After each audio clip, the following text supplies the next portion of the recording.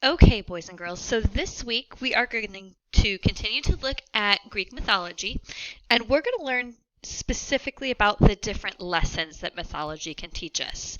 Now, we talked last week about how, to us, Greek mythology are just interesting, sometimes silly, sometimes strange stories. But to the people of ancient Greece, they were more than just stories. This was their religion. This was how they taught people how to act appropriately and what would happen to you if you acted inappropriately. And this is also how they explained how the world worked. Remember last week how we talked about the word phenomenon and how myths could explain like why things happened. We saw the video that explained with Demeter and Persephone and Hades why the seasons change. We saw the other myth with Echo and Narcissus that explains where echoes come from and where the daffodil kind of got its name and why it leans over the waters. This week, we're also going to look at how myths can be lessons of the heart. So, some things that you need to keep in mind as you're looking at myths is that you need to remember that myths were stories that were told orally. These are thousands and thousands of years old, so they were never written down. And so because of that, myths might vary a little bit from one version to another. So the main idea of the story will be the same, but there might be some slight differences. So if you're already familiar with some of these stories, that's awesome. But these are going to be the versions that we're going to work with right now. Remember that each myth has a purpose. It's either explaining a phenomenon in the world and explaining why it happens, which is what we call a lesson of the world, like our four seasons, our echoes, our daffodil story that we looked at last week. Or our myths can explain to people how they should and should not act. These are just regular old theme stories that what happens to you if you're acting in a good way, how kindness is rewarded, or sometimes if you're acting mean and ugly, sometimes you end up getting punished for that. So let's take a peek at a story with Medusa and Athena. So I want you to think for a minute, do you know anything about these characters? Athena is the daughter of Zeus. Athena is a goddess. She is the goddess of wisdom.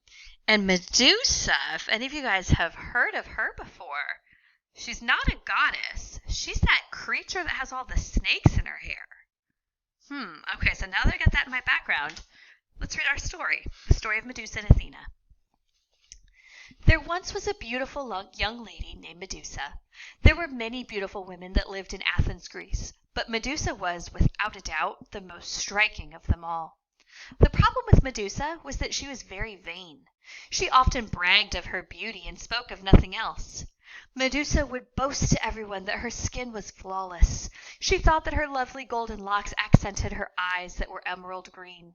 She admired her ruby red lips that were softer and redder than the loveliest rose. Medusa was a beautiful, but listening to her go on about herself was exhausting. The more she bragged, the uglier she became because beauty comes from within. It was obvious Medusa was more concerned with her looks than other people. So wait a minute, I don't know if you caught this, but Medusa at the beginning is not that snake-haired creature that I'm picturing in my head, Medusa.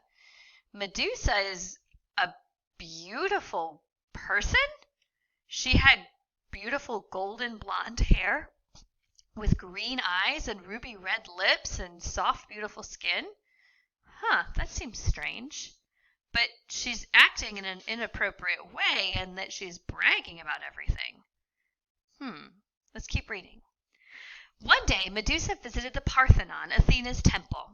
It was decorated with beautiful sculptures and paintings dedicated to the goddess of wisdom.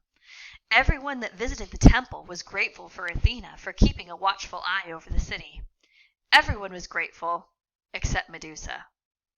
This doesn't sound very good. When Medusa saw the sculptures, she commented that she was far more beautiful than Athena.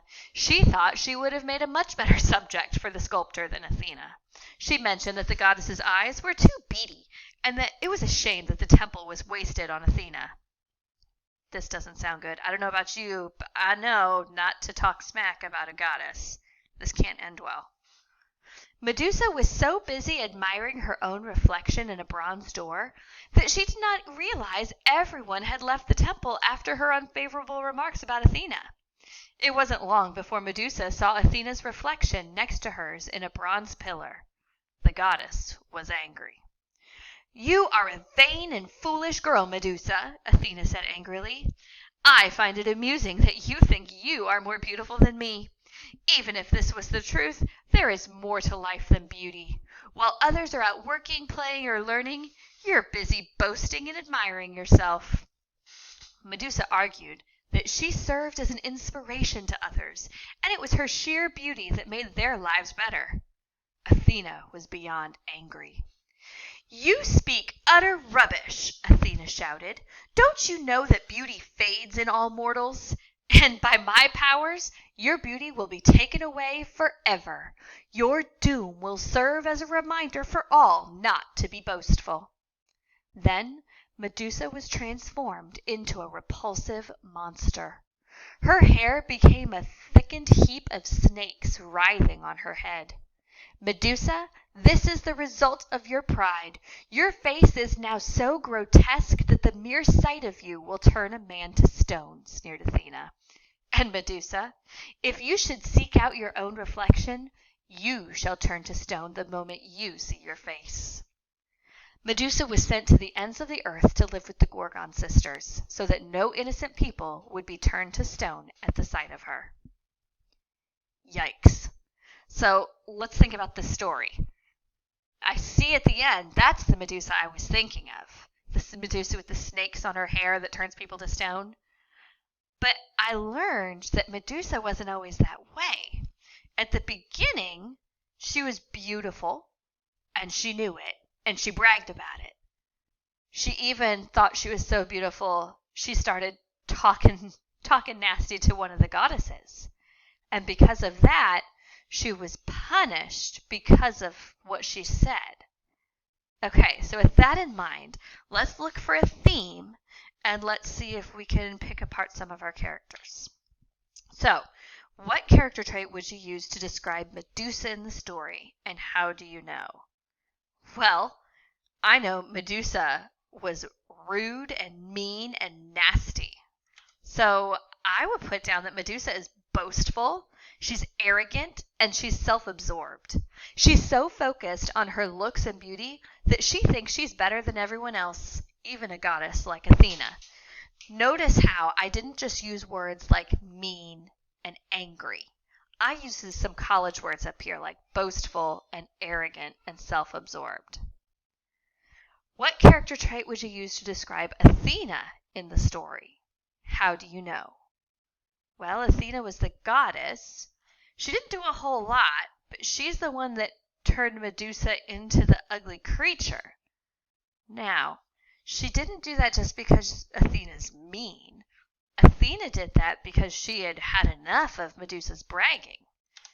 So I would say Athena is annoyed, she's angry, and she's frustrated. She doesn't like how Medusa's acting, and she wants to punish her for her poor behavior. Athena doesn't punish her because she's mean. She's doing it just because she's had enough of her bragging. Now, finally, at the end, what theme or lesson were the Greeks trying to teach with this story, and how do you know? Well, with this story, they weren't trying to explain a natural phenomenon. I mean, Medusa's not a real creature. It's not a thing we see out in nature. So this must not be teaching a lesson of the world. This must be teaching a lesson of the heart. So what was it trying to tell us about how to act? Well, I think it was teaching us a lesson of the heart, and it's teaching us that we shouldn't think that we're better than other people. That's something that we can all apply to our own everyday life. Now, how do I know this? The author shows this by Medusa being punished at the end for bragging and focusing on her appearance. And because of all of her bragging and thinking she was better than everyone, she was turned into this repulsive monster. So the theme of not thinking you're better than others, or it's going to come back to get you. So boys and girls, this week you're going to have a couple of assignments. They're going to have you look at some other myths. One is going to look at King Midas, and one is going to be another myth with the goddess Athena. But instead of seeing Medusa, we're going to see a creature. Its name is Arachne. So you're going to want to check these myths out and decide. You're going to see questions very similar to these that are currently on the screen. You're going to look at character traits to describe your characters. And you're also going to need to look for a theme. Is it teaching us a lesson of the heart and how to act?